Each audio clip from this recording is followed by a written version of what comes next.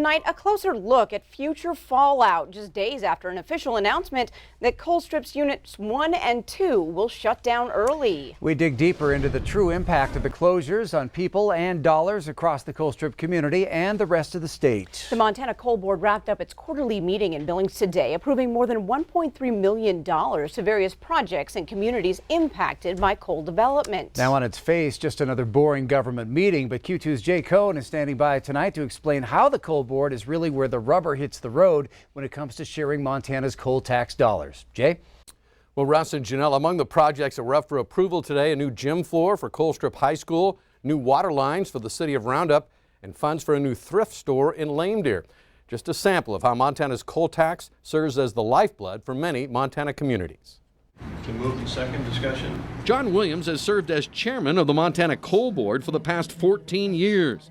As the mayor of Colstrip, he's witnessed firsthand the highs and lows of the world of coal. Our real concern is the impact on the communities, and particularly the workers and their families that live and work in places such as Colstrip, Montana. So that's our concern. Williams says that last week's announcement that Colstrip Units 1 and 2 will close by the end of this year is a true reality check, not just for Colstrip, but for all of Montana. It's a reality check, of course. You know, we had anticipated we'd have a couple more years to prepare for that.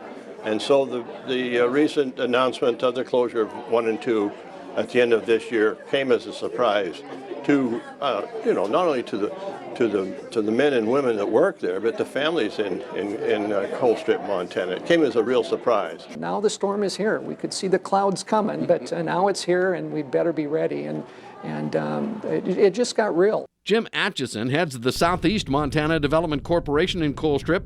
He says the turmoil in the coal industry has created an atmosphere of doubt and uncertainty for local residents.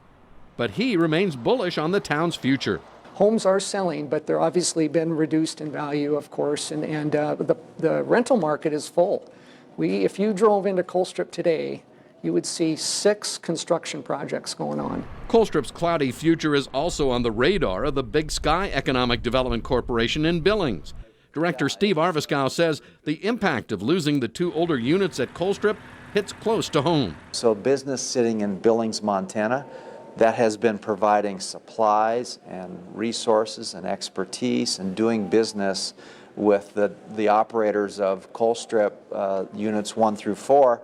Now their business model is being impacted as a result of that. So you have direct job loss, you have the associated business impacts, then you have the tax-based loss. And to put things in better perspective, Arviskow has crunched the numbers on what closing Colstrip Units 1 and 2 will mean over the next 15 years, beginning with a loss of 1,500 direct and indirect jobs. $2.5 billion of lost income, less jobs, less income turning in the market, buying goods and services, eating at restaurants, not paying taxes any longer. Those lost taxes as much as $600 million between now and 2034, all leading to a statewide population loss of as many as 3,500 people. So again, those numbers are for the next 15 years, but as you can see, perhaps a better appreciation now of what's at stake as we ponder the future of Colstrip Units 3 and 4 and the extensive environmental cleanup to follow. Guys, back to you. All right, thanks, Jay.